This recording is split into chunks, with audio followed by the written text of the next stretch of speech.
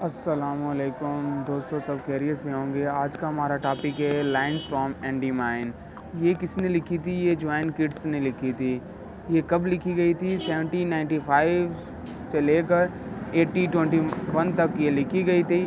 उसके बाद इसने इस तरह बताया था कि a things of beauty is a joy for ever. कुछ ऐसे मंज़र जो कभी भूल ना पाएँ, यानी a things of beauty is a joy for ever. कुछ ऐसे मंजरात जो आपकी ज़िंदगी में आए हों और आप भूल ना पाए हों। It's love lines increase it will never पास। कुछ लव की लाइनें इंक्रीज़ हो जाती होंगी आपके दरमियान, इट विल नेवर पास, पर टाइम आपका पास हो जाता होगा इनटू नथिंग, पर वो अमदा के लिए आपके जहन पर मुश्तमल हो जाती हैं। यानी कि आपको खुद भी इस चीज़ का मालूम होगा कि क्लास में कुछ ऐसे दोस्त या गर्ल्स होती हैं, एक छोटी सी उनकी लहर सारी ज़िंदगी के लिए अमदा बन जाती है। जब उसकी याद आती है जहन में, सारी परेशानी दूर हो जाती हैं। आओ चलते हैं अपने टॉपिक की तरफ। So class, let's move towards the poem जिसका नाम है lines from the Endymion that is written by the John Keats. So class, इस पोएम में पढ़ते हैं शायर क्या कहता है कि a thing of the beauty is Joy for ever. इसका क्लास मतलब ये निकलेगा कि खूबसूरती की एक झलक हमेशा के लिए खुशी का सबब बनती है। फॉर एग्जाम्पल, खूबसूरती की एक चीज़ हमेशा के लिए खुशी का सबब बनती है। इसके कहने का मतलब ये है कि क्लास, जब आप खूबसूरत चीज़ें देखते हैं, खूबसूरत मनाजर देखते हैं, खूबसूरत लोगों को देखते हैं, तो वो आपके लिए हमेशा के लिए खुशी का सबब बनता है। यानी इसके कहने का मतलब है वही खूबसूरती जो कि आप देखते हैं वो आपके लिए हमेशा खुशी का सबब बनती हैं। यानी जब भी वो खूबसूरती, वो खूबसूरत मनाजिर, वो खूबसूरत चीज़ें जब आपको याद आती हैं तो आप खुश होते हैं। यानी इसके कहने का मतलब ये है कि जो खूबसूरती होती है वो गैर फ़ानी है, यानी कभी ख़त्म नहीं होती। जब भी आपको याद आएगी आप खुश होंगे। आगे कहता है कि it's loveliness increase it will never pass into nothingness. उसकी जो खूबसूरती होती है वो दिन ब दिन बढ़ती जाती है। It will never pass into nothingness, जो कि कभी ख़त्म नहीं होती। नथिंगनेस का मतलब होता है ख़त्म ना होना। But still will keep a bower quiet for us. Last bower का मतलब होता है पुरसुकून। जब भी हम उसे याद करते हैं तो हमारे लिए एक पुरसुकून बन जाती है, यानी खूबसूरती की बात कर रहा है। And a slip full of sweet dreams and health and quite breathing. और वही खूबसूरती हमें यानी अच्छे तरीके से आराम देती है, सुकून देती है। और वही चीज़ें जब हम यानी महसूस करते हैं तो ख्वाब की सूरत में जब वो हम महसूस करते हैं फिर भी हमें अच्छा लगता है। And health and quite breathing, और हमारी सेहत भी अच्छी रहती है और उसी तरह से हम अच्छे तरीके से सर्वाइव भी कर सकते हैं। क्लास, ब्रीदिंग का मतलब यहाँ पे निकलेगा सर्वाइव। यानी इसके कहने का मतलब ये है कि जो खूबसूरती की चीज़ होती है वो हमेशा के लिए खुशी का सबब बनती है। वो हमें हर वक्त पुरसुकून माहौल अता करती है, यानी हम हर वक्त पुरसुकून रहते हैं। क्लास, ये एक नेचुरल फेनामेना है कि ब्यूटी इंसान को हमेशा खुश रखती है। यानी according to health, according to wealth, according to sleep, according to dreams, according to surviving, वो हमेशा खुश रहता है। इसी तरह से शायर आगे कहता है कि देयर फॉर, इसी तरह से ऑन एवरी मारो। क्लास, मारो का मतलब निकलेगा सुबह, morning. Are we breathing, breathing का क्लास मतलब होता है हार पहनना। अब देखें, अब यहाँ भी शायर के कहने का मतलब कुछ इस तरह का है कि हर सुबह हमारे लिए एक नई खुशियाँ लाती है, नई खुशियों का हार लाती है जो कि हमें पहनाती है। यानी इसके कहने का मतलब ये है कि हर सुबह हमारे लिए एक नई खुशियाँ लाती है। A flowery band bind us to the earth. ठीक है class, a flowery band to bind to earth. Class, इसका मतलब ये निकलेगा कि जहन से हमारी दिलचस्पी बढ़ाना। ठीक है, और वो हमारे जहन की दिलचस्पी बढ़ाती है। अस टू द अर्थ, यहाँ पे क्लास अर्थ का मतलब निकलेगा लाइफ। तो ये हमारी ज़िंदगी में हमारे जहन की दिलचस्पी बढ़ाती है, यानी ब्यूटी की बात हो रही है। यानी हर सुबह हमारे लिए एक नई खुशियाँ लाती है और उन नई खुशियों में एक दिलचस्पी होती है जो कि यानी हमारे जहनों को, हमारे हार्ट्स को बढ़ाती है। यानी हर सुबह में हर एक सुबह में हर एक और दिलचस्पी होती है। यानी हर सुबह आपके लिए नई नई खुशियाँ लाती है। आगे कहता है spite of the despondence, despondence का क्लास मतलब होता है मायूसी, और कभी भी आपको वो खूबसूरती जो होती है, वो हर सुबह की नई खुशियाँ जो होती हैं, कभी आपको मायूस नहीं करती। आप द इन ह्यूमन डर्थ, इंसानों की लागर्जी से वो आपको कभी भी मायूस नहीं करती।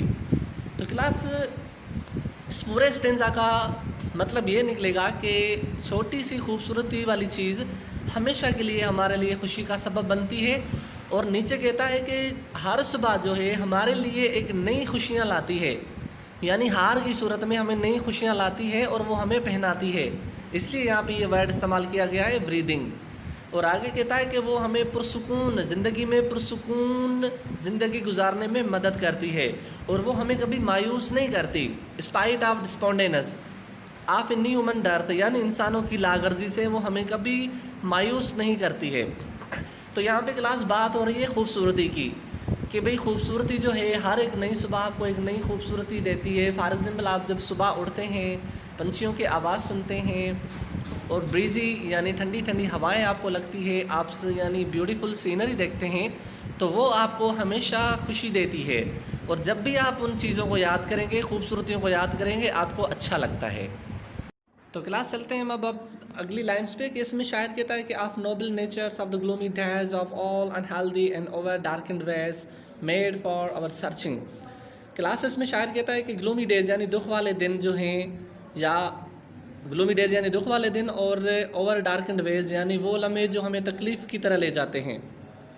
Of the unhealthy and over darkened ways यानी वो वाले लम्हे जो हमें बेजार भी करते हैं और हमें तकलीफ़ वाले मरहलों की तरफ ले जाते हैं, हम उसे बोलते हैं of all unhealthy and over darkened ways made for our searching.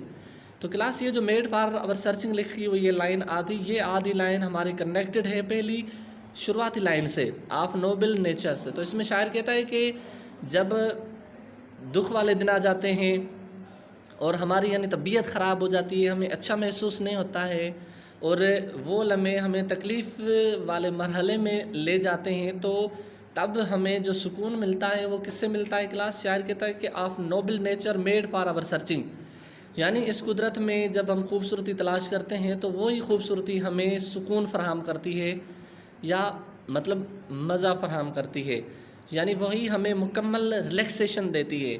तो इसके कहने का मतलब ये है कि जब हम परेशान होते हैं, तकलीफ़ में होते हैं, तो कुदरत की जो खूबसूरतियाँ हैं वो हम तलाश करते हैं, तो वो हमें बहुत ही पुरसुकून माहौल अता करती हैं। तो कहता है ये यही चीज़ें हैं, और उनके अलावा भी चीज़ें हैं जो हमें सुकून देती हैं। इन स्पाइट ऑफ ऑल, कहता है some shape of beauty moves away the pall, कुछ ऐसी चीज़ें होती हैं यानी खूबसूरती वाली चीज़ें जो एक पल में हमारे सामने से गुजर जाती हैं और वो भी हमें मज़ा देती हैं या सुकून देती हैं। फ्राम आवर डार्क स्पिरिट्स, यानी हमारे सोए हुए जो अरमान हैं वो फिर से जाग उठते हैं। Such the sun the moon trees old and young sprouting a shady boon for simple sheep and such are daffodils with the green world the live and clear rills. आगे कहता है कि और भी चीज़ें हैं जो हमें सुकून देती हैं, जैसे सूरज का निकलना, चाँद का निकलना, और ये जो पुराने और नए पेड़ हैं ये अपनी यानी टालियों को जब स्प्राउट करते हैं, यानी इनको टालियों को देख के यानी इनमें जो हवा लगती है, इनसे जो हवा आती है, यानी यहाँ पे लिखा हुआ है स्प्राउटिंग अ शेडी बोन, यानी पुराने या नए पेड़ जो कि यानी अपने टालियों से यानी उनके ऊपर जो टालियाँ लटकती हैं उन्हें बोलते हैं स्प्राउटिंग अ शेडी बोन। यानी एक पेड़ जो होता है, नए या पुराने पेड़ होते हैं, जो पुराने पेड़ होते हैं या उनके पत्ते जब झड़ जाते हैं तो उसके मतलब नए पत्ते उगाते हैं। तो नए पत्ते जब उगते हैं तो वही पत्ते जो हैं यानी चारों तरफ फैल जाते हैं और इतनी खूबसूरती के साथ फैल जाते हैं कि हमें देख के ही मज़ा आता है। तो इसी खूबसूरती की तरह यानी जो फैलते हैं, इसके जो पत्ते ट्रीज़ के ऊपर खूबसूरती से फैल जाते हैं, इसे हम बोलते हैं स्प्राउटिंग अ शेडी बोन। और वो यानी खूबसूरती से फैल के एक सायेदार शेड सर्किल बनाते हैं जिसके छाँव के नीचे हम बैठे होते हैं। तो कहता है उस छाँव के नीचे वो जो भेड़ बकरियां होती हैं वो भी नेचर का फ़ायदा उठाती हैं, वो भी नेचर की ब्यूटी से यानी उसकी खूबसूरती से फ़ायदा उठाती हैं और उसकी खूबसूरती से पुरसुकून होती हैं। और कहता है जैसे कि उसकी छाँव के नीचे डेफोडिल्स फूल जो होते हैं वो भी उगते हैं और उन डेफोडिल्स को देख के हमें भी खूब अच्छा लगता है। With the green world they live, यानी ये कहता है कि ये सारी जो चीज़ें हैं, यानी जैसे भेड़ बकरियां हो गई और ये फूल हो गए, अब ये कहाँ पे उगते हैं? With the green world they live, यानी उन सरसब्ज पेड़ों के नीचे जहाँ पे यानी ठंडक है वहाँ पे। और वो ठंडक कैसे होती है class? And clear reels, clear reels का मतलब होता है शफाफ नदियाँ, यानी उन पेड़ों के नीचे, उन पेड़ों के यानी पत्तों के नीचे एक साएदार ज़मीन होती है जहाँ पे शफाफ नदियाँ बहती हैं, और शफाफ नदियों से बहने की वजह से वो जो नीचे जगह होती है वो ठंडी हो जाती है, और यानी ठंडी हो जाती है तो वहाँ पे ये भेड़ बकरियाँ आराम से रहते हैं और वहाँ पे ये फूल भी उगते हैं। यानी शायर कहता है कि ये कुदरत की ब्यूटी है, कुदरत की एक नेचर है जहाँ जिसको हम देख के यानी पुरसुकून महसूस करते हैं और हमें अच्छा लगता है। ठीक है क्लास, तो यानी पूरी के पूरे इस स्टेंजा में सिर्फ खूबसूरती की ही बात की गई है और नेचर की ही बात की गई है। अब देखते हैं लास्ट स्टेंजा में शायर क्या कहते हैं। So let's move towards the second stanza and we will see that how the poet further more clears it for us in a very neat way. ये आखिरी लाइन है, अब इस लाइन से कनेक्टेड है, कहता है कि dead for themselves is a cooling covert make, उस पेड़ के नीचे जो साए वाली जगह थी उस साए को ठंडी जगह बनाती हैं, किसके लिए? हमारे लिए। कूलिंग कवर्ट मेक, यानी उस जगह को हमारे लिए ठंडा बनाती हैं। ठीक है class. Against the hot season, जब गर्मियों की मौसम आती है तो वहाँ पे उस जगह को ठंडा बनाने का काम वो पेड़ और वो नदियाँ करती हैं हमारे लिए। उसके बाद हमें यानी वहाँ पे बैठने के बाद अच्छा महसूस होता है, सुकून आता है। आगे कहता है the mid forest brake, the mid forest brake का क्लास मतलब होता है बुशेस। ठीक है, बूढ़े जो होते हैं, कहता है कि यानी वो जो यानी बुशेस होते हैं, बूढ़े जो होते हैं, उनके साए से भी वो जगह ठंडी हो जाती हैं। Rich with a sprinkling of fair musk rose blooms, blooms का क्लास मतलब होता है खुशबू फैलाना। रिच यानी चमकना, यानी मस्क रोज़ ब्लूम्स, वो जो फूल होते हैं, खुशबूदार फूल होते हैं, वो चमकने लगते हैं। यानी उस ठंडी जगह पे जब वो फूल उगते हैं तो वो चमकने लगते हैं, वो अपनी चमक दिखाते हैं और वो अच्छे तरीके से फैल जाते हैं और अपनी खुशबू फैलाते हैं उन जगहों पे, और हमें उन जगहों पे जाकर फिर से अच्छा महसूस होता है और हमें खूबसूरती फील होती है और वो ब्यूटी फील होती है जिससे हम सुकून महसूस करते हैं।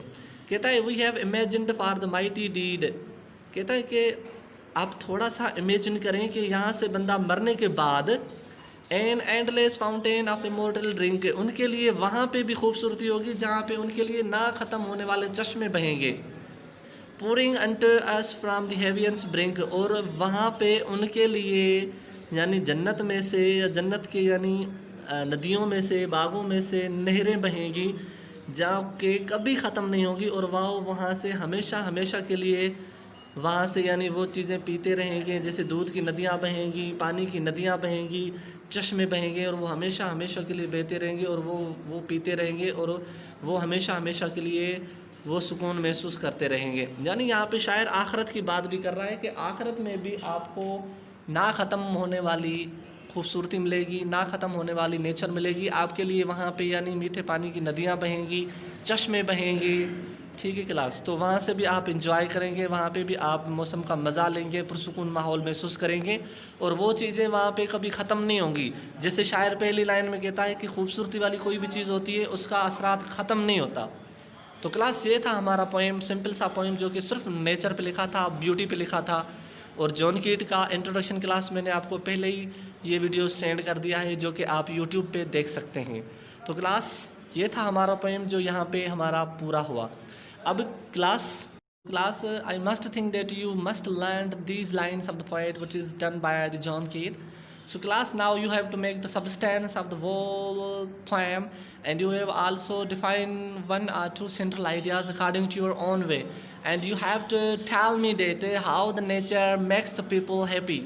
यानी क्लास आपको इसका सबस्टेंस भी लिखना है, उसके बाद आपको 2-3 सेंट्रल आइडियाज़ भी बनाने हैं। पर सेंट्रल आइडिया में क्लास आपको ये प्रूव करना है, ये हमें बताना है कि किस तरह से ये जो नेचर होती है या ब्यूटी होती है हमें किस तरह से खुश रखती है।